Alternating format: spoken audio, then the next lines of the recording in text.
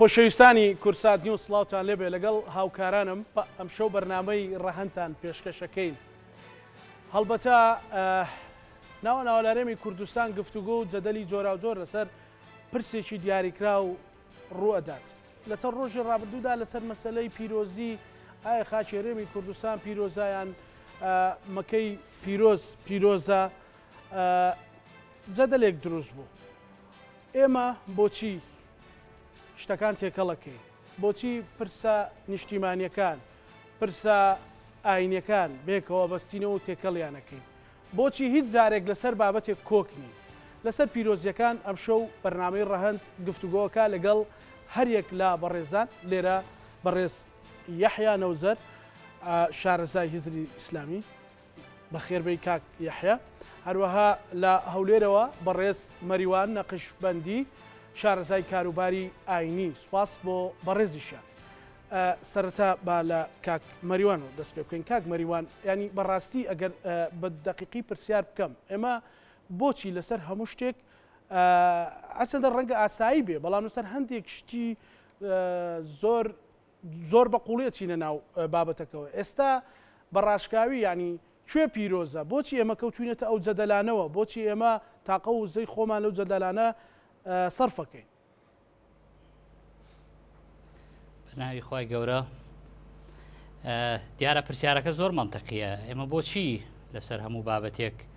خۆمانە خینە ناو ئەم ململانێ و ڕوبەڕووبوونەوە کاک مەریوان باشتر میدیایە؟ بەڵێ بەڵێ فەرموو کاک مەریوان ببوورە. من تەواو پرسیارەکەی جەناب مەنتەقیە زانم. ئەم ڕوبەڕووبوونەوە جەدەلیانە، ئەم پرسیار و بەراوردە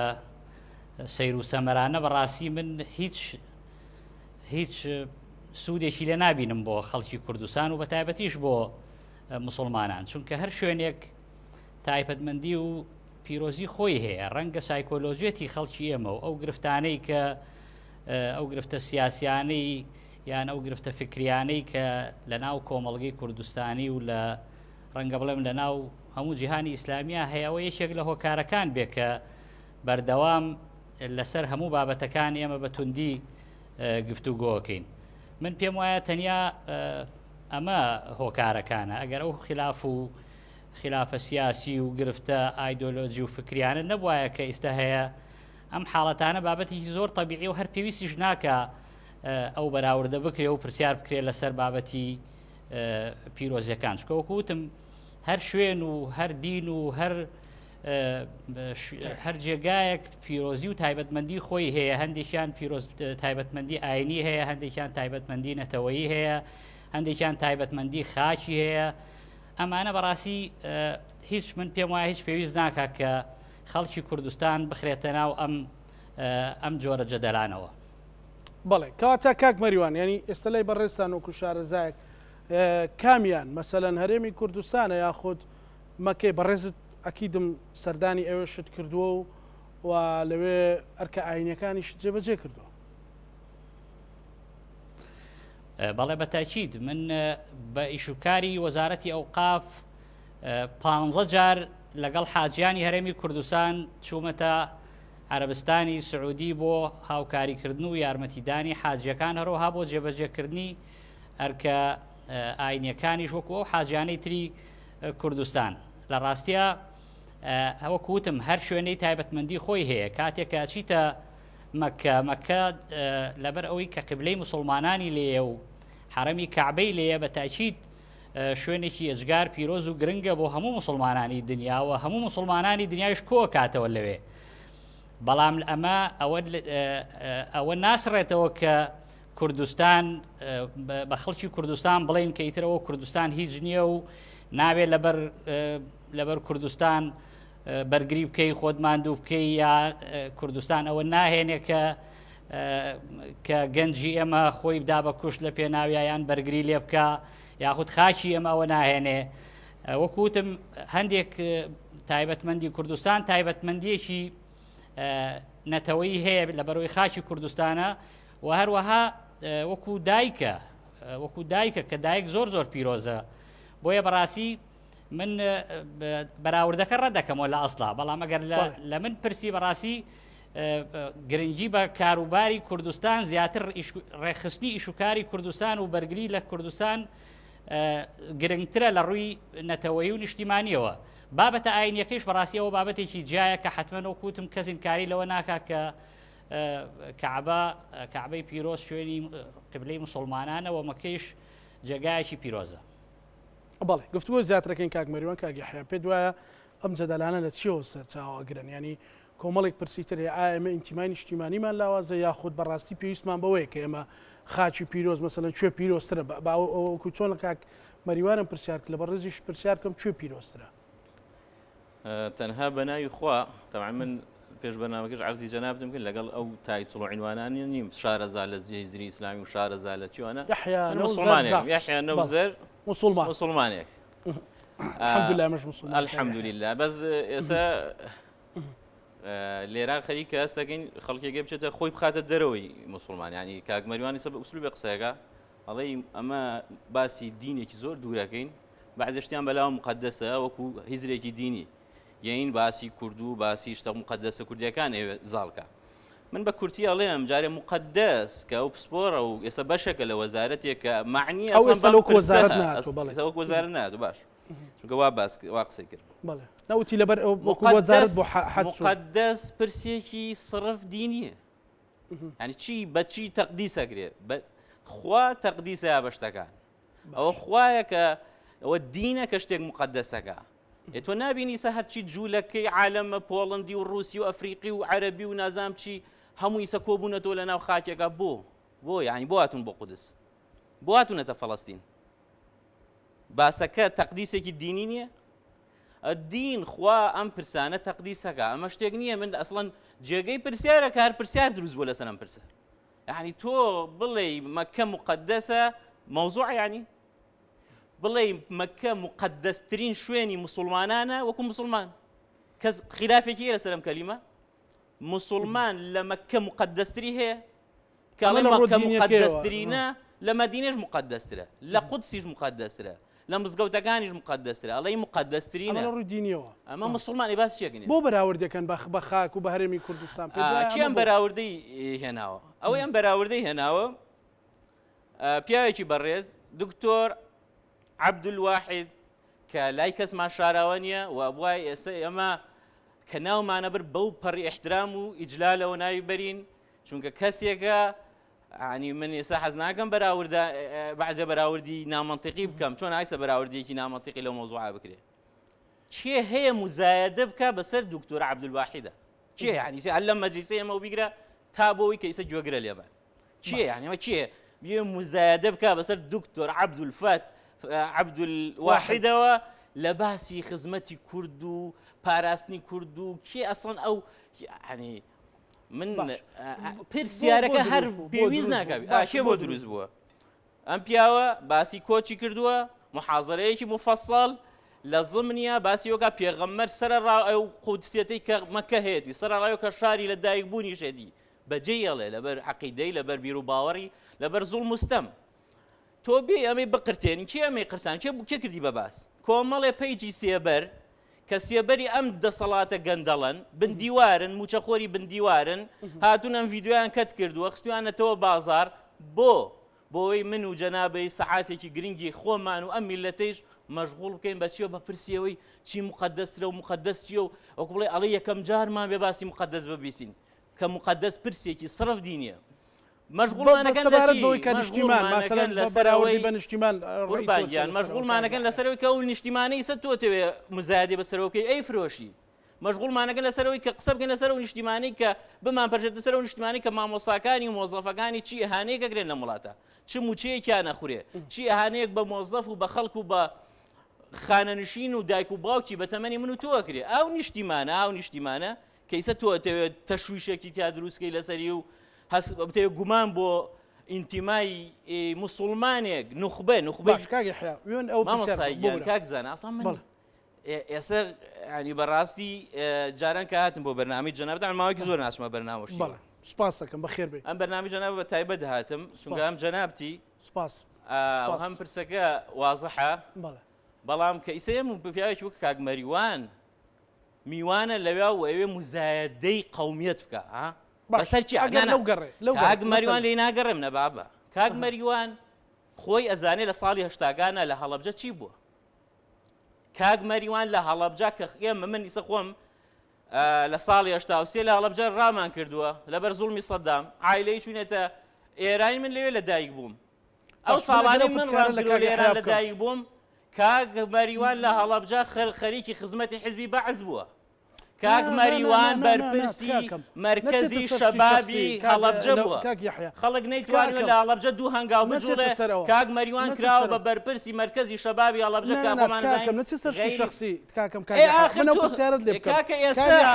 مجموعەیە شەخص لە هەولێرەوە بۆ مجموعەیەک شەخص مزایدەی قەومیەت و نیشتیمان پەروەری و خۆشویستنی نیشتیمان و ئام قسانەکەن باش لە دوای مەلەفیانە بەشێکن لە حزبی بەعسی ڕابردوو یاخود بەشێکن لە سیستەمی دەسەڵاتی گەندەڵەگەر لە گەندەڵی هەمومانیان داماو کرد قسەخانەی دیوایان دروست کرد بەم هەموو باشە ئەگەر پرسیار تۆ با من پرسیار لە تۆ پرسم لە تۆ بۆستە لە گەندەڵی و لە بێسەروبەری و لە هەموو ئەوانەی کە ئێمەش بەرنامەی لەسەرەکەین و خەڵکیش ئەزانێ لەوە گەڕێ وەکو نیشتیمان ئەو نیشتیمانەی ئێمەی لەسەر لەدایک بووین ئەو نیشتیمانەی کە ئێمەی وابەستەین لای تۆ چی ئەگەێنێ من لە ڕۆ نیشتیمانی ئەوە یەکەمە وەڵامی پرسیای جەنابتم مایەوە ئەنی دای بڕە لە مەسەلە ئەگەر گەندەڵی و شتەکان نەیگەڕێ مەسەڵ خۆ خاکە لە شوێنی خۆیت ئەوەی لە نزیکەوە منە ناسی هەرگیز بە جوزئیەت قسە لەسەر شت ناکەم ینی بە جوزئیەت بێم بڵێم ئەمڕۆ بەس قسە لەسەر ڕیباتەکەی جەنابتەکەم نه باش من دایمە میشە وێنە گەورەکە وەرەگرم باش وێنەیەکی گەورەمانەیە لە کوردستانە کۆمەڵێ خەڵک هەن کە هەر جارێ مەوزوعێکی ئاوا دروستە بێ بازاری پێوە گەرمەکەن و ئەچن بەرگی قەومیەتەکەنە بەر ئەبێ یەک یەگەمانە بێنی ئەمانە کێن کە بەرگی قەومیەتەکەنە بەر لە خەڵک قەومیەت لای تۆ چییە بەڕێزکاگە قەومیەت لای من جەعلێکی خوایە خوا منی کردووە بە کورد هەرش کە دژایەتی ئەم جەعلە بکات دژایەتی جەعلێکی خوای کردووە دژایەتی بوونەوەرێکی و دروستکراوێکی خوای کردووە ئەی چێ پارێزەری ئەم گەلی کوردەیە غێری ئەم ئیسلامە غێری مەلا غێری مزگەوت غێری تەکیە و شێخ غێری ئەو کاک دکتۆر عەبدولواحیدە غێری من هەزاران خۆمانی پێ نانا چیە نەوانی بوون بە پشتوێنەی ئەمنی کولتوری ئەم گەلایە پارێزن کاکە ئێمە ئەبێ بزانین من ئەسڵام پێم خۆشە ئەمانە هەشتێکە بێ ناوی مقدس بێت چونکە ئێمە لە زەمانێکە ئاژین سیستەمی جیهانی ئیش لەسەر نێشتنی مقدسەکە ئیش لەسێر نێشتنی دینەکە ئیش لەسەر نێشتنی نەتەوەکە بێ لە کاتێک من و تۆ هیچ دیمایەکمان نەبێت من کوردم ئێمە کوردین ئەمەش پێویستی بە بەرگری نییە من ئەسڵان کاڵم کوردم ئەڵەم ئەوان بەعسین ئەوان یا بەعسین یا ئێستا لە بەشێکن لە سیستەمی گەندەڵی کە نانی من و تۆ ئەم میلەتە داماوە خۆن ئەمانە دیارە ئەم کوردستانە بە مقدسە زانن بۆ چونکە نەوتەکەی ژێریشی بە مقدسە زانە ئیفرۆشن زۆر باشە غازەکەی ژێریش بە مقدسە زانە ئیفرۆشن لەم کوردستانە هیچ کەسێک مافی ئەوەی نییە بەسەر کەسانی متەدەینی هاوشێوەی دکتۆر عەبدولواحید و هەر کەسێکی وەک ئێمە هەر ئێستا لەم بەرنامە سێریکە منم کولتوری کوردیە پارێزم یا ئەو منیشەوە لەبەرم ئەو تۆش لاو بردو زۆر باشە کاک مەریوان ببوورە ینی باشە ئێمە بۆ گەیشتونەتە ئەو جەدەلانەی کە لە لای هزری تاچی کوردیدا مەسەلەن شتەکان لێک جیانەکەینەوە بە تەفسیلی ئەمەوێت لەسەرەوە بدوێی مەسەلەن بڵێ کاکە گیان وەکەوەی کاک یەحیا ئەڵێ لە ڕووی ئاینیەوە بڵێ خوای گەورە مەکەی مقدس کردو بەڵام نیشتیمانیشی ئەوەیە من لە پێناویە بمرم لە پێناویە دڵسۆزی بنوێنم جارێ پێش هەموو شتێک بەڕاستی هەرخۆی بانگهێشکردنی ئەو بەڕێزە هەڵەیەکی گەورەیە لە بەرنمەیەکی فکری وا کە ئێمە باسی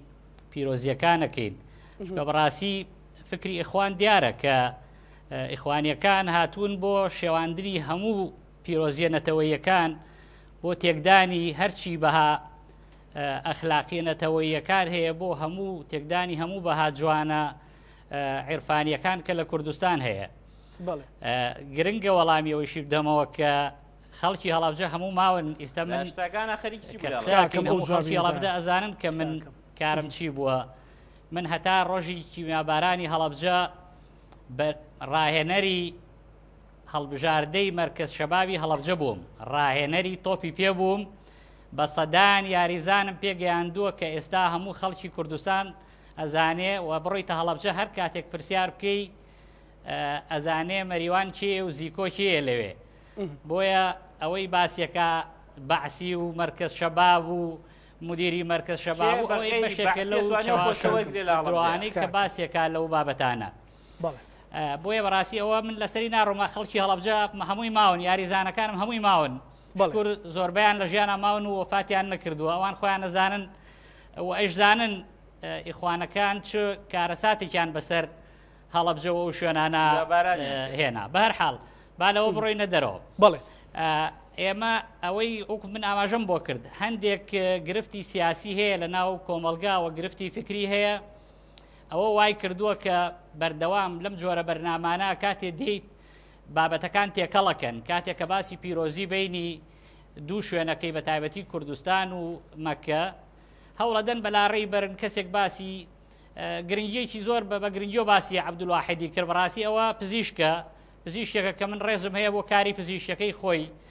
بەڵام هیچ فکرێکی لەگەڵ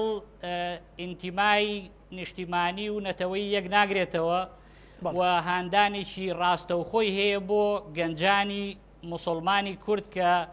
ڕقیان لە میلەتەکەیان بێتەوە و کاتێک کە لە کوردستانە گرفتێک هەیە بەڕاستی کاتێ ناتەواوی هەیە کاتێک گەندەڵی هەیە ئەم گەندەڵیە خەڵکەکان کردوێتی نەوەک نەتەوە و خاکەکەی خاکی کوردستان نابێ بەم جۆرە قسانە سووک بکرێ لە بەرچاوی خەڵک و سووک بکرێ لە بەرچاوی گەنجی خەڵک هەست ناکەی خەلەلێکی کاک مەریوان ببوورە هەز ناکەی خەلەلێکەکە ئێمە لە پەروەردەوە لە کۆی پرۆسەکەەوە بۆ نیشتیمان سازی گرفتمان هەیە بەڵێ من ئاماژەم بۆ کرد هەر لە بیداتەوە ئاماژەم بۆ کرد کە گرفت هەیە ئەگەر بێت و ئیدارەدانێکی گونجاو هەبوایە گەنجەکانمان بە شێوەیەکی تەندروست لە سیستەمی پەروەردەیەکی باشمان هەبوایە پەروەردە بکرانایە بەڕاستی ئەو کاتە هەم پیرۆزی ئاینیەکانیان بە تەندروستی جێبەجێ کرد و ناکەوت نەژێر ئەفکاری هاوردەی ئیسلامی هەم لە هەمان کاتیشدا هەستێکی نیشتیمانی زۆر باشیانە بوو بۆ نیشتیمان و بۆ نەتەوەکەیان بەڵێ تۆکو شارەزا کە مەسەلەن ئەزمونێکی زۆرت هەیە میلەتانی ترت بینیوە لەوێ مەسەلەن کاک مەریوان بۆ نمونە ئەگەر نمونەیەکت لابێت لە وڵاتانی تر کە نیشتیمانەکەی خۆیان خۆشەوەیە کە نیشتیمانەکەی خۆیان لە ڕووی نیشتیمانی و نەتەوەی و بە پیرۆزەزانن چۆن ئەم پرسانیان لە یەکتر جیا کردوتەوە تاکو ئێمە بە دروستی دەست لەسەر برینەکەدا بنین لە هیچ وڵاتێکی دنیا کە من سەردانیم کرۆ زۆربەی وڵاتانی ئیسلامیم بینیوە و سەردانم کردووە لە هیچ شوێنێک کەس ئەو بەراوردە سەقەتانە ناکا و بە گەنجەکانی بڵێ وڵات تەنیا ئێوە مەکە گرنگە و دینەکەتان گرنگە واز لە نیشتیمانەکەتان بێنن لە هیچ شوێنێکی دنیا شتیوانیە بۆیە ئەمەی کە ئەیهێنە باز ئیستاچێت تەنیا بۆ چاواشەکردنی خەڵکە و بۆ ساردکردنەوەی خەڵکی گەنجی کووردە لە خۆشەویستی نیشتیمان کە وەکو تاکید یەکەمەوە فرۆشتنی نیشتیمانەوەوانەی ئەو کەسانی کە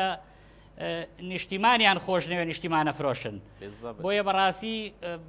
ئێمە هەرگیز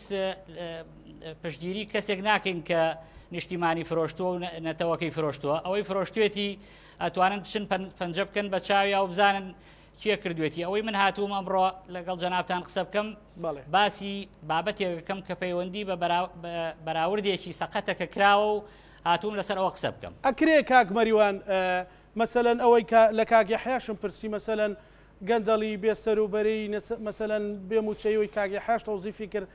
ببەسترێتەوە بە نیشتیمان ببەسترێتەوە بە خۆشەویستی من بۆ نیشتیمان یاخود ئەبێ جیا بکرێتەوە ئەمەش جیا بکرێتەوە کۆی چۆن پیرۆزی ئاینەکان هەیە نەخێر ئەوە خۆی بەستنەوەکەی چۆنە کاتێک کە سیستمێکی ناتەندروستە بێت لە کۆمەلگا کە نەتوانێت باش کۆمەلگە ئیدارە بکە حتمما خەڵکێک بێئومێ دەبێت تۆ ئیستا ببینە خەڵکانێک هەیە ئیستا تەمەناکەڵێ من بۆ هەر شوێنێک بڕۆم بەس لە کوردستان نەمێنم چونکە ئەزانێت کە هەلی کاری دەست ناکەوێ و ئەوانەی کە فەرمانبەری حکوومەتیشن بە جۆرێک لە جۆرەکان گرفتی ئەویان هەیە و مەترسی بەردەوامی موچەکەیان هەیە ئەم سەبەبانە ئەو بێسەروبەری و گەندەڵی کە هەیە ئەوە واکە کە گەنجی کورد بچێ گوێ بگرێت لە فکرێکی تر کە فکرێکی نامۆیە بە کوردستانیش خۆی ئەوە سەبەبی حەقیقیشە کاتێک کە معالەجەی ئەو لایەنە پەروەردەیانە ناکرێت ئەو لایەنە ناکرێت حتمما گەنجەکانی ئێمە بۆ بە ئیتیجایەکە ڕوا کە هەم نیشتیمانیشی ڕەنگە خۆش نەوێت بەڵام دڵنیاتەکەم ئەمە بابەتێکی کاتیە واتە هەر کاتێک تۆ سیستەمێکی حکومڕانی تەندروست هاتە پێشەوە گەنجەکانمان هەستیان بە ئارامی کرد من دڵنیام هەموو گەنجەکانی کوردستان لە هەموو گەنجێکی دنیا زیاتر خاک و نیشتیمانی خۆیان خۆشەوێ چونکە بەڕاستی ئێمە ڕەنگە بڵێم گەورەترین نەتەوەی بێدەوڵەتین لە دنیا. بەڵێ کاک مەریوان گفتوگۆ زیاترەکەین کاک یحیا لەو ئەخیر کەلیمەی کاک مەریوانەوە کاڵێ ئێمە گەورەترین نەتەوەی بێدەوڵەتین چۆن ئێمە کۆمەڵێک وڵات ئیسفادیان کردووە دین بۆ بە کەڤەرێک ئاین بۆ بە کەڤەرێک بۆی وڵاتی خۆیان هەبێ وڵاتی خۆیان خۆش بێ وڵاتی خۆیان شیرینتر بێ ینی پارێزگاری لە قوارەکەی بکەن ئێمە چۆن نەتوانینەوە بکەین پرسیارە جوانە بەزەمێ بیزا جایەکی دەبێمەوە من هەرگیز حەزم لە سیستەمی بەرگری نییە و هەرگیز کوردایەتی لە خەڵکی وەرناگرم کە زەمانێ بەعسی بوو بێ و هەرگیز نیشتیمان پەروەری و خۆشویست نیشتیمان لە کەسانی وەرناگرم کە ئێستا بەشێک بن لە سیستەمی گەندەڵی کوردستان ئەم دووچینە بۆیان نییە قسە بکەن چونکە خەڵک گەزانین لە بەکێ پەستە و بۆچی کوردستانی ئەگەر خۆش نەوێت لە بەرچی خۆشی ناوێ بە ینی باسی دکتۆری کرد و باسی ئەمانی تر من وەکو بەرنامەکە وەکو ڕۆژنامە نووس کاک یحیا منی بچووک بەڕێز دکتۆر عەبدولواحید وەکو پزیشکێک وەکو ئەگەر لە تەنیشتی شێوەبان خوازەکە ئێمە وەکو بەرنامە احترامان بۆ هەیە پێم خۆشە هیچ ناوی هێناوە شتەکانی بێ ئەرزش کرد و ئەوەی کرد ئێمە بێ سێرکەین جا من دکتۆر عەبدولواحید بە نموناڵم ئەڵەم دکتۆر عەبدولواحیدەکان ئەو جۆرانی لەو ستایلەن جگە لە خزمەت ئەگەر ڕقیان لە نیشتمانە جگە لە خزمەت چیان هەیە بۆم نیشتیمانە بەعکسی ئەوانەی کە بەس دزیان هەیە بۆم کوردستانە ئەمە بزانم دکتۆر عەبدولواحیدەکان جگە لە ڕەوشت و پابەندبوون بە کولتور و ئەخلاقی باو باپیرانان چیان هەیە بۆم کۆمەڵگایە پێچەوانەی ئەوانی تر کە بەس خەریکی بەدڕەوشکردن و بڵاوکردنەوەی تلیاک و کوشتن و دزی و ئەوانەی کە ئیبینین جگە لە کاری خێرخوازی دکتۆر عەبدولواحید دەبینین دەستگایەکی زادیە و هەموو هاوشێوەکانی خەریکی کاری خێرخوازین لە کوردستانە پێچەوانەکەی خزمەتی پرۆسی نیشتمان سازی لەمە باشتر خزمەتکردن بە نیشتمان چییە لای جەنابیانی یعنی تۆ خزمەتکردن نیشتمان چییە ئەگەر ئەمەی بۆ نەکەی ئەم قسە زلانەیە کە بە دزل بڵین نیشتیما کوردستانمان لە هەموو شتێک بەلاوە گرنگترە بەڵام چین نەوتەکەی بدزین بەڵام سەر بەشێ بین لە سیستەمی گەندەڵی لە کوردستانە بەڵام خەریکی بەدڕەوشکردن بین ئەمە شتێکی بێمەعنایە بینەوە سەر پرسیاری جەنابە وتێ قەومەکانی تر دینیان بۆ خۆیان بەکارێناوە زۆر باشە جارێ ئێمە ئەو دەوڵەتانە بەدین نەبوون بە دەوڵەت سایکس بیکۆ ڕووگەی قیبلەی مقدەسی ئەم سیاسیە فاشیلانی کوردستان فاریس و لەندەن هاتن دوو کەس خەریتەیەکیان کێشا لە ناوچەکە کوردستانیان دابەش کرد کردیان بە چوار پارچە و دەوڵەتیان نەیە بە ئێمە سایکس بیکۆ کێ بەریتانیا فەڕەنسا ئێمە لەو کاتەوە دابشکراین بەسەر چوار دەوڵەتی نەتەوەی یا لە ناوچەکە بەردەوامیش کراین بە مەوزوعێکی سیراح نەیەشتویانە بگەین بە لووتکەی شۆڕش ڕۆشتۆ دامیان کردوین لە کوێ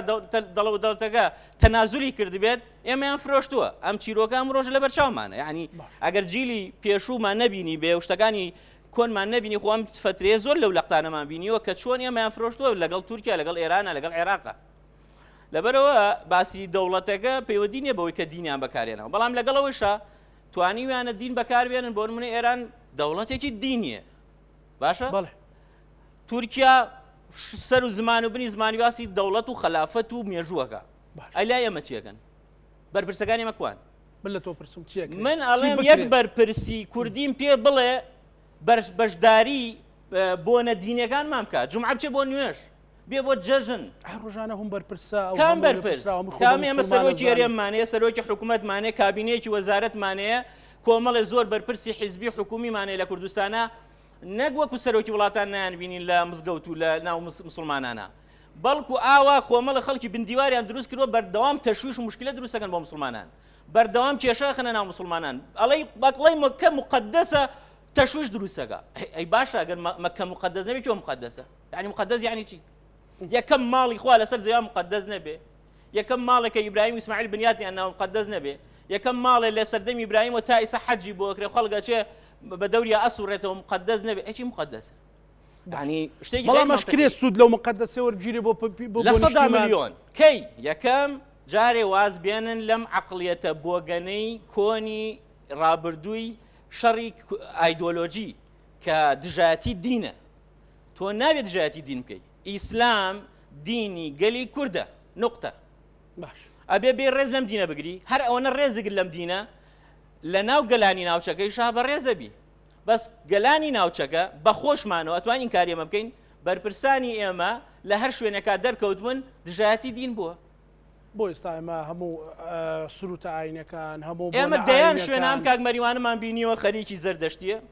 لە دەیان شوێنام کابرامان بینیوە چێ بۆ ئیسرائیل و خەریکی جوولەکە و ئاڵای جوولەکە و سەر جوولەکەەوە ئۆرشەلیمەوە و بەخوامە لە وەختی خۆی دراوە یعنی ئام قسانەی ئەمانە ئیکەن بکرێ بە عەرەبی بە تورکیە و میلەتانە چۆن سێرێمەکەن بکرێ بە فارسی چۆن سێرمانەکەن وەکو مرتە سێرمانەکەن کۆمەڵە بەرپرسمانەیە خەریکی خزمەتکاری دینی تر تۆکو گەنجێکی موسڵمان کەوتت ینی چۆن نیشتیمان سازی خۆتەکەی چۆن نەتەوە سازی پێویستە گەلی کوردی موسڵمان کۆمەڵە بەرپرسی موسڵمانی هەبێت کە بەشداری بۆنەکانی بکەن شانازی بە مقدساتی ئەم گەلەوە بکەن مقدساتە دینیەکانیشی بۆ ئەوی لە ناو میلەتانە بچینەوە ڕێزی گەلە موسڵمانەکان ئێمە لە پاڵ ئێرانی شیعا و لە پاڵ عێراقی ئەیبینی چییە مقتەدا سەدر و مالیکیە و لە پاڵ تورکیای ئۆردۆگان و نازانم چییە و لە پاڵ عەرەبا و لە پاڵ فەڵەستینە مەجموعەیە گەڵ ساونەتۆ بەس خەریکیەوەن چۆن سوکایەتی بە ئیسلام بکەن چۆن هەر شتێک هاو تەشویشی لەسەر دروستکەن چۆن بن لە ڕەمزەکانمان ئەدرێ لە ڕەمزی وەکو سەلاح الدین تۆ سێریکە ئەدرێ لە ڕەمزی وەکو سەلاح الدین کە ئێستا ئێمامانتوانی بەس بە سەلاح الدین لە ناو ئەم گەلانە خۆمان بخەینە پێشەوە خۆمان سەربەرزکەین خۆمان شکۆیە بۆ خۆمان دروستکەین بڵێ ئێمەش هەین کاکە ئێمەش گەلین ئێمەش خاوەنی ڕابردوو مێژوویەکی گەورەین هەر ئاوا داما و ژێردەستە و پاشکۆ نەبووین وەکو ئەمانە ئەو فکرانەش سریان لە دینە ڕاستەقینەکە ناڵێم ئەوەی کە مەسەلەن کە هەیە هەمومان پابندین پێوەی مەسەلەن ئەوکەی کاک مەریوانشتی ئیخوان و فکری سەلەفیەت لەسەر کەلیمە بوەسم ئیخوان چییە بەنسبەت ئەمەوە مەبەستی یەکگرتووە باشە کاکە یەکگرتوو دەربێنن لە کۆمەڵگەی کوردیە یەکگرتوو دەربێنن لە کۆمەڵگەی کوردیە چەند مامۆسای باشمان لە مەکتەبەکان نامێنێ چەند دکتۆری دەستپاکمان لە قسەخانەکان نامێنێ چەند کادری پێشکەوتومان نامێنێ نەک لە ناو یەکگرتووە لە ناو ئەحزابی ترە هەر ئێستا لە ناو یەکێتی و پارتیژ و ئەحزابی دەوروبەری هەمومانە ئەو کادیرانی کە ئەمانە پەروەردەیان کردو نەمێنە چییە قەومێ ئێوە زانن یەکگرتوو بەس حیزبێکی سیاسی دوو کورسی نییە کاڵم یەکگرتووە ئەمە شتانی کە ئەم بە خراپیان نەزانێ ئیسلامیەکانی تر سۆفی هەمووانە ئەمانە کۆمەڵێک هەموو فکرانش کاک یحیا هەمووی هەوێن لە شێوانێکیان دروست نەکرد لە شێوان نییە هەموو یەک دین نەبین و یەک ڕووگەمان نەبینینەوە بۆ تۆ مسلمانی بێگومان مسلمان بەڵام مەسەلەن ئەوە سۆفیەوە سەلەفیە هەموو احتیاجیە هەموو احتیاجی کاکە ئەو کابرای یاریزانی تیپی نازانم کێوە لە سەردەمی بەحسا و توانێت هەمووی عێراق بگەڕێ کەس نەیوێراوە لە هەڵەبجە بچێت تا سلێمانی تۆ لەو گەڕێ ئاخمە بەسەگەمەوەیە ڕاضیە ئەکرێر بڵێنە بە یەک تیپی ڕازیمانە بێ کاکە هەزار تیپمانەیە هەرێکی و بە شێوازی خۆی بە ئوسلوبی خۆی نەکا ئەمانە جگە لە خزمەت بە کۆمەڵگەی ئێمە بە پیری ئێمە بە مناڵی ئێمە تۆ زانین چ کارە ساتێ بەڕێوە بۆ گەنجی ئێمە بۆ مامۆستا تۆی بینی بۆچی من پرسیار ڕەنگە من بزانم بۆچی چەقۆکێشی کوشتن و دزی دەرگاداخستنی مزگەوت و کردنەوەی هەرچی نادی و مەلها و نێرگەلەخانە و چی هەیە تا بەیانی ئەمە خزمەتی نیشتیمانە ئەوانە خزمەتیشکان ئەزانانی ئەگەرم جیلە بگاتە 10 ساڵ 15 ساڵی تر خوانە خواسەر ئەوە بەردەوام بێت چ کارە ساتی ڕۆیە زۆر باشە کاگی لە ژێر دەستی مەریوان کاک مەریوان ئێمە بۆی جیلێکی تەندروستمان هەبێت لە ئێستاوە ئەبێت چۆن ئەم هەڵانەی کە هەبووە لە چ لەلایەن دەسەڵاتەوە چ لەلایەن هەندێک فکری ئیسلامی سیاسیەوەکوی بەڕێزت ئاماژت پێکرد چۆن ڕاست بکرێتەوە بۆ داهاتی چونکە ئێستا هەوڵەگەی لە عێراقا بەحسی من ئەو کەفوکوڵەی ئەو برادەرات تێگەم و تەقدیری ظروفی شێکەم چونکە بەڕاستی ئیخوان و ئیسلامی سیاسی لە سەرتاسەری دنیا ئەوە بەرەو شکستە ڕۆن و وای لێ هاتووە کە ئیتر نەکەس گوێیان بۆگرێ و نەکەس ئەویان پێکا و بەڵگەیش بۆ ئەوەی لە 30 ساڵی ڕابردووی حکومڕانی کوردستانە بە سێ حزبی ئیسلامیەوە توانیوە تەنیا لە 15 دەنگەکانی خەڵکی کوردستان بەکاربێنن ئەو هەموو هەڵبژارد ناکە لە کاتێکا وەکو خۆیان لە زۆر دینی خەڵکی کوردستان مسلمانە ڕاستەکە زۆرینەی خەڵکی مسلمانە بەڵام ئەو زۆرینە مسلمانە هیچیان لە سەتا دەیان ئامادەنین دەنگدەن بەو حیزبە ئیسلامە سیاسیانەی کە بوونەتە هۆی سەرگەردانی و جگە لە سەرئێشە و سەرگەردانی بۆ مسلمانانی کوردستان هیچیان پێ نەگەیاندووەوە لە سەرتاسەری دنیا ئەم ڕەوتە ئیسلامیە سیاسیە بەرەو شکست و کۆتایی هاتن ئەچن بەڵام لە ڕاستیا من لە هەموو ئەو کەف و کوڵی تێگەم و هەرچی هەیە بێڕێژێت هیچ گرفت نییە من لەلام چونکە ئەو من بۆ بابەتێک هاتووم باس بکەم وەکوتم کە ئەو بە یەک دێ ڕێژباسی ناکە بابەسی مەوزوعی ئینتیمای نەتەوەیی و ئینتیمای نیشتیمانی و لە بەرامبەریشدا ڕێزگرتن لە پیرۆزیە ئاینیەکانە من دڵنیاتەکەمەوە جارێکی تر ئەو کاتەی کە سیستمی پەروەردەمان ئەچێتە سەر ڕێچکەیەکی تەندروستی خۆی و کۆتایی بە گەندەڵی و ئەو بابەتانەیە دێت و گرفتەکانی ئەو گوشارانەی کە لە چواردەوری کوردستان و لە ناو عێراقیشا هەیە تەواوە بێت لەسەر هەرێمی کوردستان ئەم فرسەتەیش لە بەردەستی ئەوانە نامێنێت کە لە ناو ئاوی لێڵایانێ مەلە بکەن و ئیستیغلالی ئەوە بکەن بۆیە بەڕاستی قسەکردن لەسەر ئەم بابەتە پێویستی بە خەڵکێکە کە بیر بکاتەوە لەسەر ئەوەی کە بەرنامەکە بۆچی ئەمڕۆ ئەم بەرنامە بۆچی تەرخان کراوە ئەوەی کە باسەکرێ ڕۆژانە لەسەر گەندەڵی و نازام چیان کرد و چیانێنا ئەوە پەیوەندی بە منەوە نییە من هاتووم بۆێرە من هاتووم بۆ ڕێگا ڕاستەقینەکە بدرۆزرێتەوە بەڕێز کاکمەریوان بەڵێ ڕێگا ڕاستەقینەکە ئەوەیە کابێ بەڕاستی وەکوتم لە سیستەمێکی پەروەردەی گونجاو سیستەمێکی حکومڕانی تەندروست کە من تاکی دەکەمەوە بۆت لە ماوەی ئەم 30 ساڵی ڕابردووە یەکگرتووی ئیسلامی و هەموو حیزبە ئیسلامیەکانی کوردستان بەشدار بوون بە پێی ڕێژە و خەبارەی خۆیان ئەگەر گەندەڵی بوو بێت ئەگەر باش بوو بێ ئەگەر خراپ بوو بێ ئەوان بەشدار بوو بن و ڕەنگە تاکە کەسێک لەم چوارچێوە کە لە ناو ساحەکان نەبوو بێت کەسێکی وەکو من بوو بێت کە تەنیا ئیشوکاری وەزارەتم ڕاگەیاندووە گەر لە سەردەمێکا کە لە وەزارەتی ئەوقاف وتەبێژ بووم و منەش زانم ئەو جۆرە حقدەی پیشانێ دەنهی ئەو قسەکردنمە لەسەر ڕەوشی پێکەوەژیانی ئاینی و کوردستان هەشت ئاینی تایە بە ڕەسمی و من سەردەمێک بەرپرسی ئەو دۆسیە بووم و ئێستاش خۆم بە بەرگریکارێکی سەرسەختی هەموو پێکاتە ئاینیەکان ئەزانم و ڕێزی تەواویشم بۆ هەموو مسلمانان هەیە و هەموو مسلمانان بەشدارە من ئیسلام فێریەوەی کردوم کە چۆن ڕێز لە پێکاتەکان بگرم بەڵام بەتاشید فکری ئیخوان و سەلەفیەت و ئەو فکرانی کە لە دەرەوە هاتوون بۆ کوردستان و ڕەوانەی ئێمە کراون حتمما ئەوانە بێ بەو شێوە قسە بکەن کە ئێستاکە گوێت لێ بێ بەڵێ باشە ئێمە ئەگەر بەم شێوەیە ئەگەر ڕێگایەک نەدۆزینەوە بە سوودوەرگرتن لە دینی پیرۆزی ئیسلام چارەنووسمان بەرەو کوێ ئەڕوا کاک مەریوان هەر خەریکی و ئاینی پیرۆزی ئیسلام ئاینی پیرۆزی ئیسلام تۆ ملاحەزە بکە پێش هاتنی ئەحزابی ئیسلامی سیاسی هەرگیز ئەو جەدەلە لە کوردستان نەبووە تەحەدا کە مەگەر ڕۆژێ لە ڕۆژان نمونەیەکی ناشرین لە کوردستانە پیشان بدرێ لەوەی کە پێش هاتنی ئەوانە گرفتێک لە کوردستان هەبوو بێت ئێمە خەڵکی کوردستان زۆر باشە زانێت کە ئەو هەموو ئەنفال و کیمیاباران و ئەو هەموو جینۆساید و ڕوخانی دەکان چێ کردوێتی بڕواناکەمەوە ئەمریکا و ئیسرائیل هاتووە و با ئەوشم بیر نەچێ بەڕاستی باسی ئەوتی سەردانی ئیسرائیلی کردووە من بە شانازیەوە سەردانی ئیسرائیلم کردووە لەسەر داوای کوردەکانی نیشتەجێی ئیسرائیل کە ئێستا حەزەکەن بێنەوە وڵاتی خۆیان یەک بێشیان ئینتیمایان بۆ کوردستان هەیە زیاتر ئەوانە بە ئیجباری ڕۆیشتوونەتەوێ بۆیە بە شانازیەوە منە ڕۆم کە 200,000 کورد لەوێژی و با بڵێم ماڵی پێنجەمی کوردستانە لە ئیسرائیل بۆیە بەڕاستی ئەوە لای من جێگەی شانازیە نەوەک ئەوە بەترسەوە باسی ئەو بابەتانە بکە یاخود پێم ناخۆش بێ من خۆم ڕسمی خۆم لێو بڵاو کردەوە ئاماژەم پێ کردووە بە شانازیەوە بڕواناکەم لە ژیانما هەنگاوێکم نابێت کە جێگەی شانازی نەبێ لە لام و هەنگاوێکی شم نابێت خۆشببختانە کە لی تایسە لی پەشیمان نەبووم بۆیە بەڕاستی حەقا ئێمە باسی بابەتە ڕئیسەکە بکەین بابەتە ڕئیسەکە من پرسیارەکەم ئەگەر ئێمە هەر خەریکی و جەدەلانە بین کاک مەریوان ڕێگە ڕاستەقینەکە نەدۆزینەوە ینی چارەنووسمان بەرەو چییە بێ بۆچی ئەوەندە خەریکی خۆ خواردنەوەین خۆ دووبارەکردنەوەی والله من بەتەواو لەگەڵ جەنابتان من نازام خۆ خواردنەوە ڕەنگە تەدەخلی من لە مۆزوعە ئەسڵەن ببوورە بەستم جەنابەت کۆی میلەتی کورد کۆی نیقاش نیقاشە جیاجیەکان ئەڵێ بڵێ تەدەخلی من لەم بابەتە ئەسڵەن هەر لەم مەلەفەی کە هەیە ئێستا لەم بەراوردەی بینی کوردستان و مەکەکەکرا لە ئەنجامی هەڵە بەراوردکردنی کەسێکی تر بووە کە گەنجێکی زۆر هانەدا بۆەوەی کە سارد ببنەوە لە بابەتی نیشتیمان پەروەری ئەوانە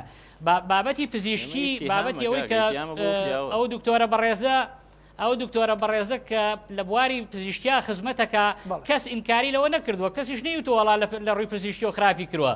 بەڵام حتمما کارێکی خراپی کردووە کە بە گەنجی کوردستان ئەڵێ خۆتان لەسەر کوردستان و لەسەر نەتەوە بە کوشت مەدەن لەسەر دینەکەتا خۆتان بدەن بە کوشت ئەم جیاکاریە بەڕاستی هەر پێچەوانەی